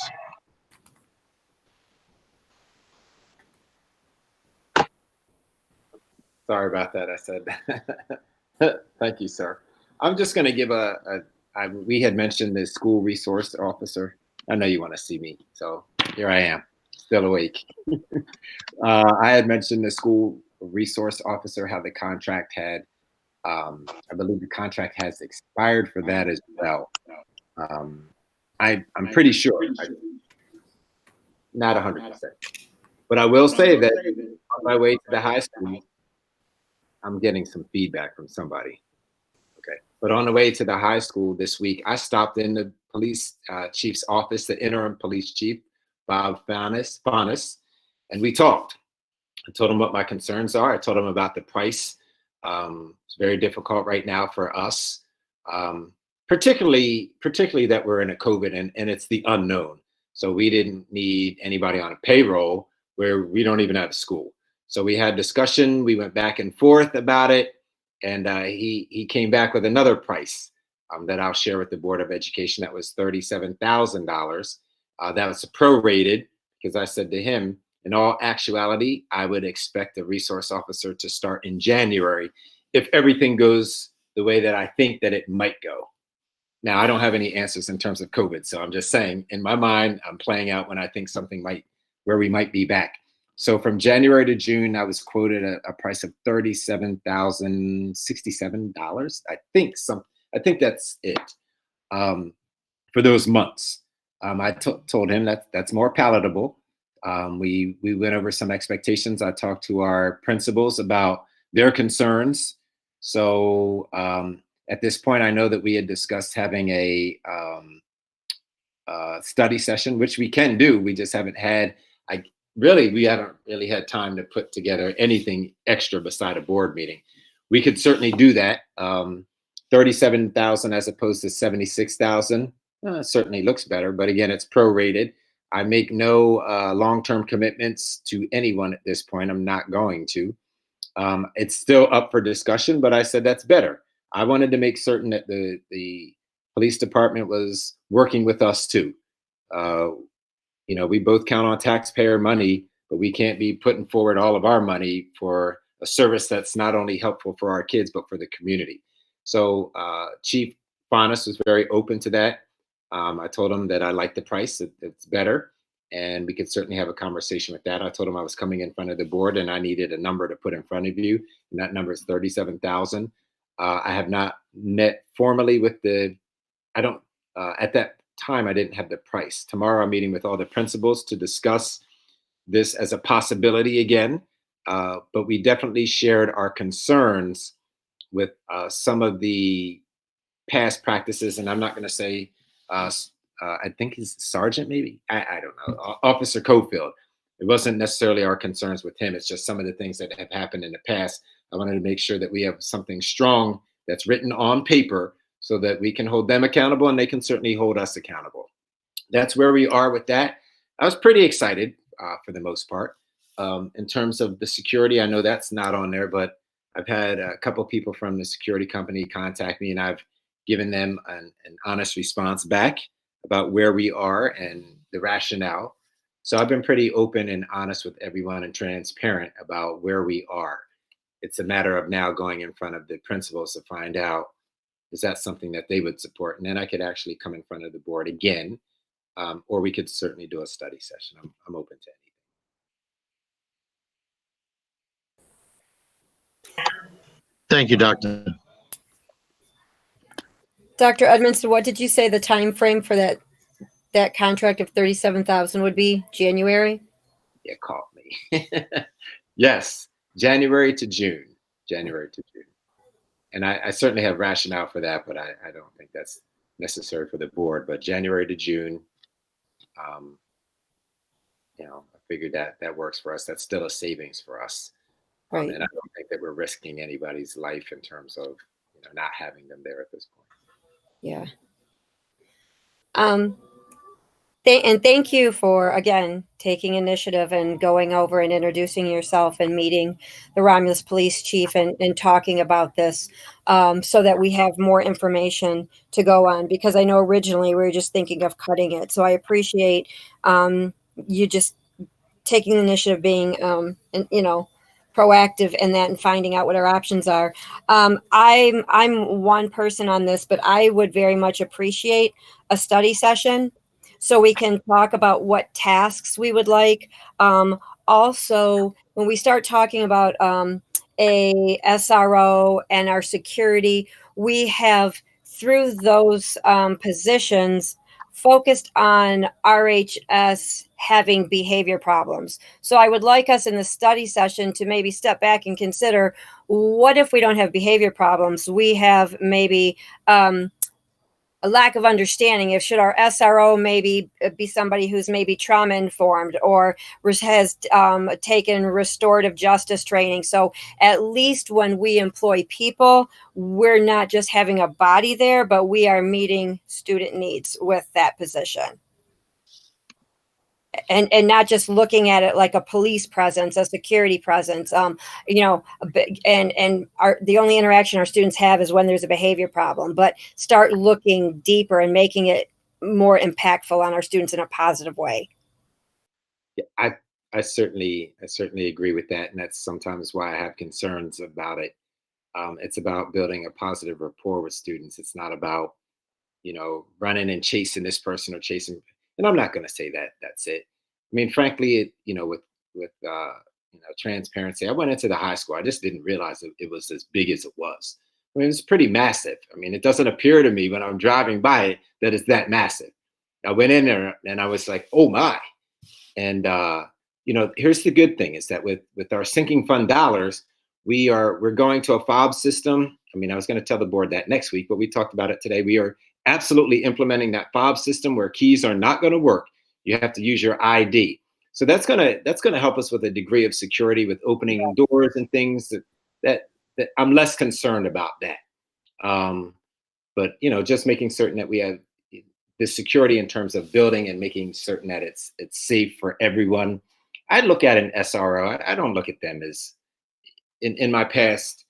I never looked at them like they're stopping fights and doing that. It's just about establishing good relationships, kids being able to ask officers, being tangible and asking officers questions. It's about officers telling kids how to respond.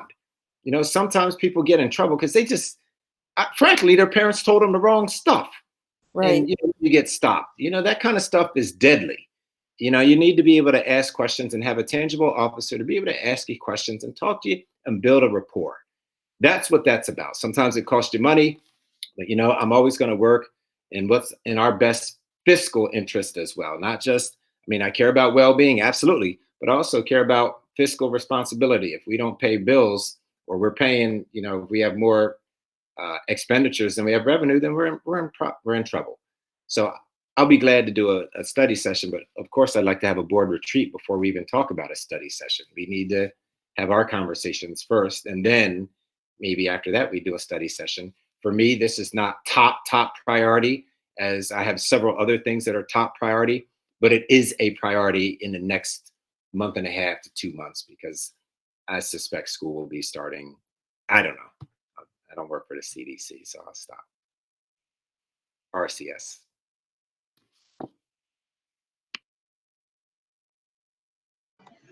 Thank you, Doctor. Thank you, board, for your questions. And at this point in time, there's nothing further. We're going to move forward into the next portion of the agenda. And I'm going to turn the floor over to Ms. Angela Broaden, Special Education. Good evening to the board members and to all the community members who are still on board with us, and to Dr. Edmondson. I come to you today regarding Building Bridges Therapy Center, which we have looked into to ask to provide services for a psychologist and occupational therapist. Just so you will be aware, I have reached out to make every attempt in trying to hire a psychologist for our district, but it's very competitive. So therefore, we do need to make sure that our students are tested. We're on a timeline, a very strict timeline that could cause us to have to go into some compliance issues if not done. So therefore, this is something that is an urgency at this time. And also for the occupational therapists, we have students who need to be provided those services. Again, if not done, we will go into some compliance issues. So I just ask that this is supported by the board members. And just because I'm coming to you does not mean I'm going to stop looking. I am constantly looking daily so that we can have our own staff here with Romulus Community Schools.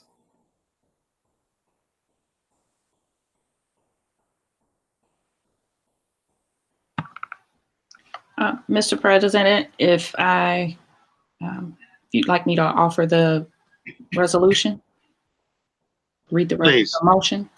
I move that the Board of Education approve the contractor agreement for the provision of therapy services with Building Bridges Therapy Center to provide therapy services as listed in the agreement with a commencement date of August 10th, 2020, and continuing for the term of 2020-2021 academic year at rates determined in that agreement. The rationale is to provide therapy services to our students as listed in the agreement under the direction of our district special services department. Ancillary support staff have been difficult to find over the years, as Ms. Broden stated. In order to continue to maintain compliance in the implementation of IEPs, some of these professionals are necessary.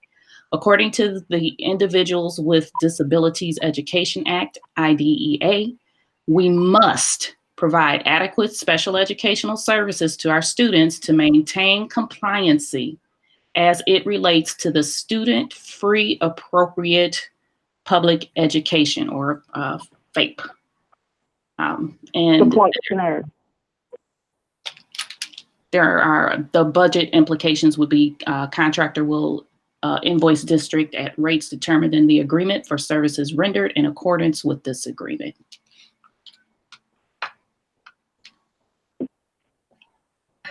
Moved by Ms. Funderburk, supported by Ms. Kennard.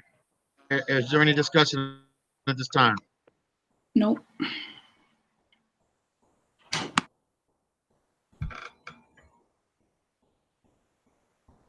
If no discussion, Ms. Wester, can we have a roll call, please? Piles, Yes. Thunderbird, Yes. Kennard, Yes. Beard, Yes. Terrell, Yes. Wester, yes, Martell. Yes, motion carries. Thank you, Ms. Broden. Thank you, Building Bridges, for joining us today. At this point in time, I'm going to turn it over to Director of Technology, Mr. David Cooper. I would like to thank the board members also. Thank you so much for your support.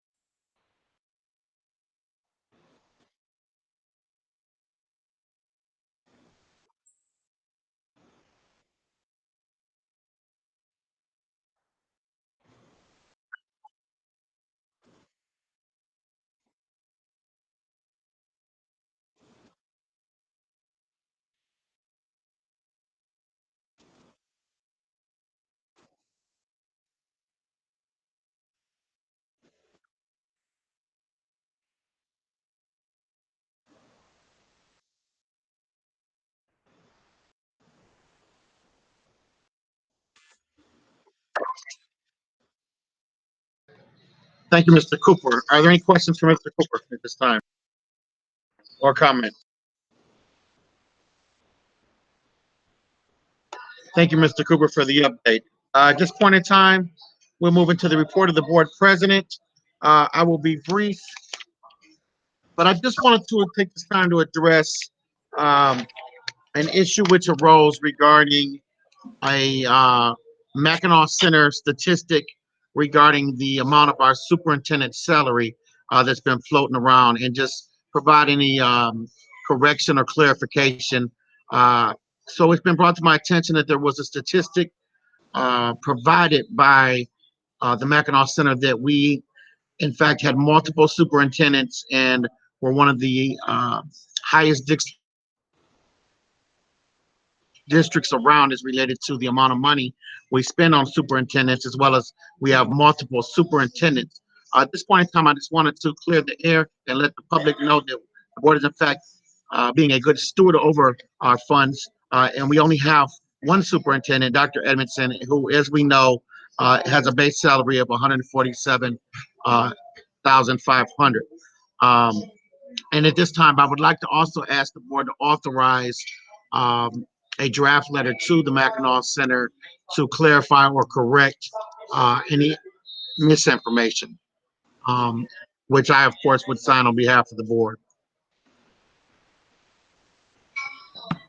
Would you like a formal motion, or are we just doing a consensus vote? I mean, is there anybody opposed? I don't believe that Not a at formal all. motion would be necessary. I just think it is necessary Yeah, I agree. to provide that correction. Mr. President, this is Ms. Clark. Thank you for, I appreciate the fact. Yes, ma'am. I appreciate the fact that you are clarifying this information because, as we know, things get out and it could cause some great disadvantages to our district. And so I appreciate the fact that you're bringing this to us. And I think that as a part of the consensus, that will be the route for us to do, and I agree. Thank you, Ms. Kennard. And again, I missed some of the conversation. Again, my apologies for the technical difficulties. Is there any board member opposed to sending out a letter for or request for clarification or correction?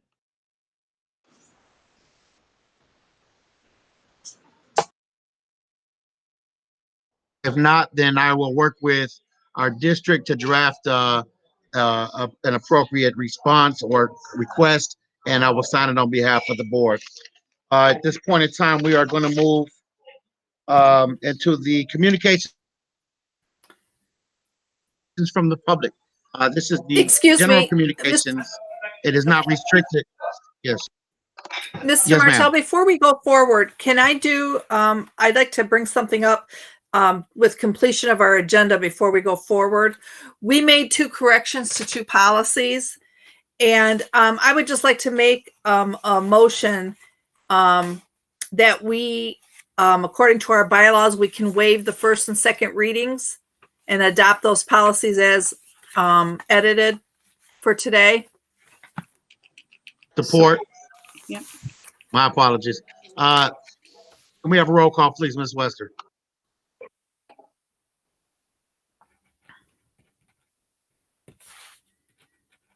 There was Sorry. a motion to waive the first reading. Yeah. Beard, Yes. Terrell, Yes. Pyle, Yes. Thunderbird, Yes. Kennard, Yes. Wester, yes, Martell. Yes.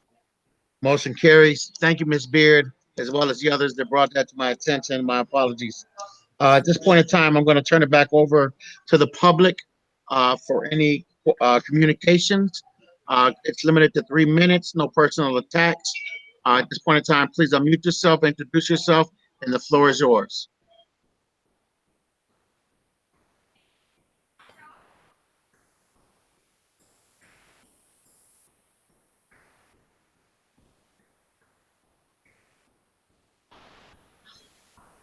If we have no communications from the public, I'm going to turn it over to the board. Ms. if there's any- McCall? This is Miss McTall. Yes, ma'am. Hi, my name is Miss Vicky McTall. I'm the head coach of the Torpedo Swim Club, and we were once at the Romulus High School pool until the pandemic came about and shut us down. But we had a beautiful program going with swim lessons, starting open swim and water aerobics, and we had my swim team, which we had rented space for them. So I'm asking that you will put us on your agenda for a next board meeting so that maybe we can talk about me returning to start a program at your schools for the Romulus School District and the public. Thank you, Ms. McCall. You're welcome. Thank you for joining us today. Is there any additional from the public at this time?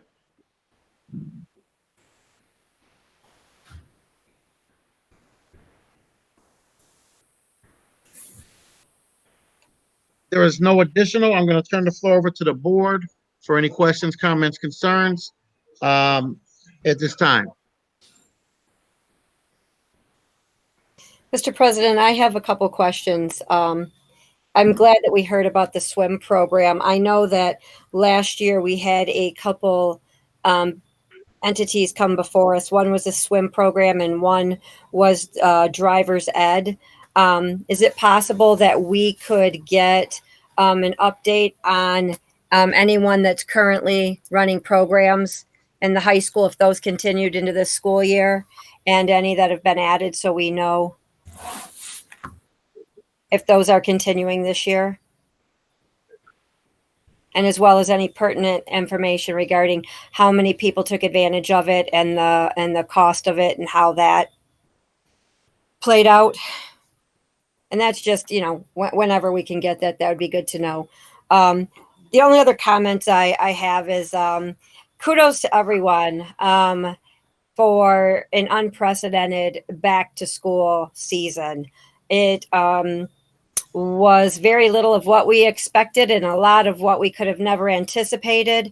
But as always, this district and this community comes out in full force and everybody pitches in and rolls up their sleeves. And thank you again, Dr. Edmondson. The day of the Chromebook distribution, there was a monsoon-like rains and our plans changed. We went from outside to inside and had a lot of backup. And thank you for joining the forces and distributing Chromebooks and taking that opportunity to meet students and families. Thank you for how you have reached out to students who want to enroll in the district and spoken with them and their families personally and welcomed them to our district. Thank you that everything you have said to us, you have delivered and continue to deliver on. That is noted and appreciated. Bill Garland, I love that now we're getting those board briefs. Bill Garland has long been one of the best kept secrets in this district because he just handles stuff. A lot of stuff we never hear about. It's not because it didn't happen. It's because of Bill Garland. So Bill Garland, I will never, I'm not going to pretend to know what all he does, but Bill Garland, thank you for all you do. Thank you for everything we never know about because you and your crew do it well. And I'm glad that he will be overseeing our building usage. Angela Broaden, I should preface this by saying, no, I do not get paid to shout out Angela Broaden at board meetings. But again, I'm so thankful for you and your diligence to our special ed students and staff. And you continue to step up and get what they need. And you are much appreciated. And Angela Rudolph, I know you've long since you've been here had to fill a lot of different roles, and the food service bid required a lot of your time and work. And also we're going into audit season. So a lot of what you do is also behind the scenes, but it is noted and appreciated as well. And to all of our administrators and staff who are keeping our students as the priority and servicing them during this unconventional time, thank you. Thank you, Ms. Piles. Is there any additional from the board? Mr. President, if I may, this is Ms. Funderburg. Yes, please. Yes, please. So two things. One is when we do our well, I guess it would be really after our consent agenda when we go into our first note of public comment. If we could possibly share a screen with the agenda on it, so then that way you don't have to read all those items. It may save us some time. And then the other piece that I wanted to ask is about our early college program. I know that we had some changes in leadership over that particular program. And so I just wanted to possibly, as we are kind of moving along in our different programs, that's kind of another component. I would like to get an update on the early college program. Thank you. Thank you, Ms. Funderburg. Is there any additional from the board at this time? Mr. Martell, this is Mrs. Beard. I'm in agreement with Dr. Edmondson about maybe scheduling this board retreat so that we can all meet with Dr. Edmondson, whether virtually or in person. I have no preference. So that we can all have a kind of a formal introduction with the, as a board together with our new superintendent, and kind of work out our working details.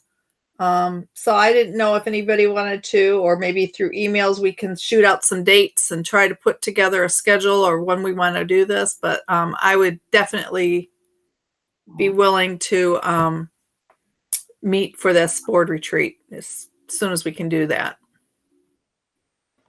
Thank you, Ms. Beard. Is there any additional from the board?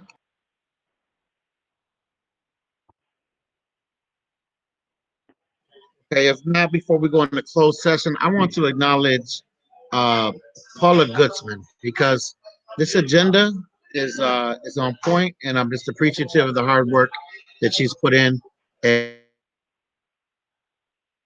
I just wanted to acknowledge her. With that being stated, I'm going to make a motion to go into closed session pursuant to 8H OMA, attorney-client privilege. It will take place in a separate Google Hangouts session, and the regular meeting will remain open until the board returns to closed session. Is there support? Support. Wester. Can we have a roll call, please? Lyles. Yes. Funderburg. Yes. Beard. Yes. Terrell. Yes. Bernard. Yes. Wester, yes. Martell. Yes. Motion's approved. Oh, sorry. Thank you so much. And if we could take a 5-minute recess, I'll meet everybody at 8:15.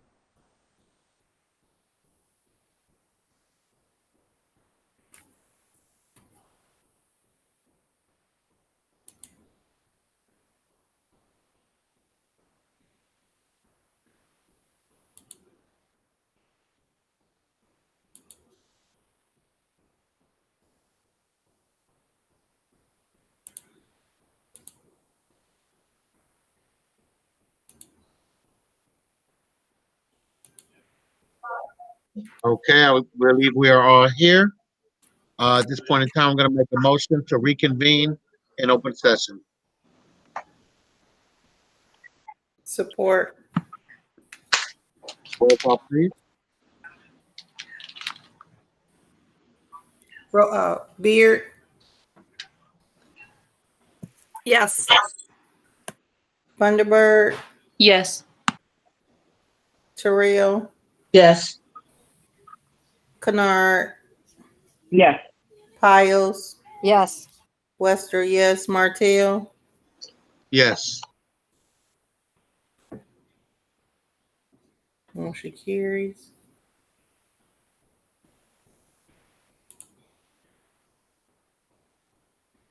$8.50. Yes, We are 8:50. back. We are. Sorry. Thank you. Sorry. We are now back in open session. Is there a motion on the floor?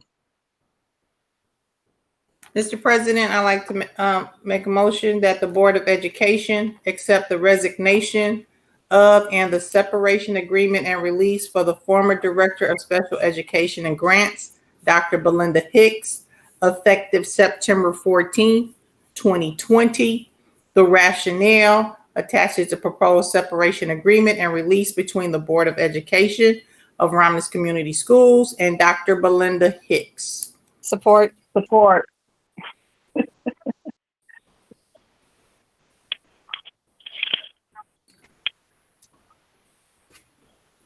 Roll call. Piles.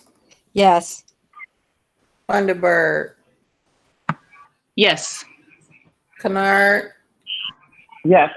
Beard. Yes. Terrell. Yes. Wester, yes. Martell. Yes. Motion carries.